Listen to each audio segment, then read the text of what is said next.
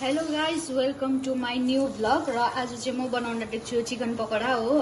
यसमा चाहिँ मैले सबै कुरो हालेर मेरिनेट गरिसकेको छु र यसमा हालेको छु मैले हो निम्बुको रस हो। अन्तखेरि यसमा काश्मिरी लाल मिर्च हालेको छु, अलिकति बेसन हालेको छु र चामलको पिठो पनि हालेको छु, जो चाहिँ बनाउनुमा एकदमै क्रन्ची हुन्छ, अन्तखेरि खानुमा एकदमै मिठो हुन्छ। र कर्नफ्लावर हालेको छु हो, अलिकति रिफाइन तेल पनि हालेको छु।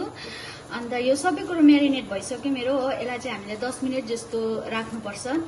त्यसको बादमा यसलाई चाहिँ म फ्राई गर्न आँटेको छु र मैले अब यसलाई छोप्न आँटेको छु 10 मिनटको लागि। So see you in 10 minutes. So guys, हाम्रो चाहिँ यहाँनिर चिकन यो मेरिनेट भइसकेको छ हो, 10 मिनट्स भइसकेको छ। अब चाहिँ यहाँ तेल पनि रेडी छ हाम्रो हो। अन्त तेलमा चाहिँ अब हालेर फ्राई गर्न आँटेको।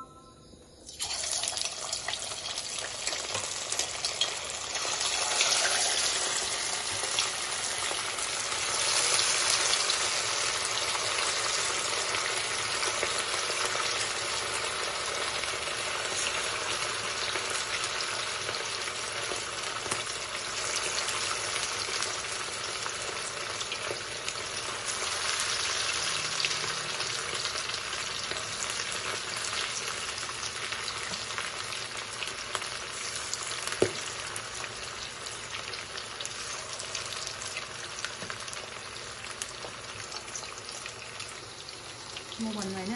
ओ गाइस, यहाँनिर चाहिँ हाम्रो मैले चिकन हालिसकेको छु हो र यहाँनिर फ्राई हुँदैछ। अब यसलाई एकछिन पल्टाउँदै गर्नुपर्छ, यिनीहरू पाक्नु पर्यो हो। पाक्नु त एकछिनमा पाक्छ, चिकनलाई त पाक्नु टाइम लाग्छ। एकछिन फ्राई दिनुपर्छ, मजाले पाकेपछि मात्रै यसलाई निकाल्नुपर्छ हो। अब गाइस, हाम्रो यो चिकन जुन चाहिँ मैले फ्राई गर्दै थिएँ हो, यो चाहिँ फ्राई भइसकेको छ हो। अब म यसलाई निकाल्नु आँटेको छु। यो हेर्नुहोस् कस्तो क्रन्ची, कस्तो क्रिस्पी भएको छ हो। एकदम खानुमा पनि पुरा मिठो टेस्टी देख्दैछ हो।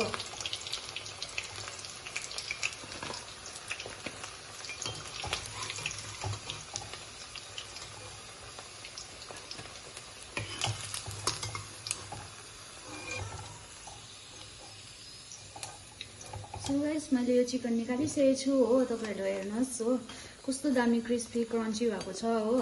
तपाईँहरूलाई पनि राम्रो लाग्यो भने चाहिँ, यो भिडियो राम्रो लाग्यो भने तपाईँहरू पनि घरमा यसरी बनाएर खान सक्नुहुनेछ हो।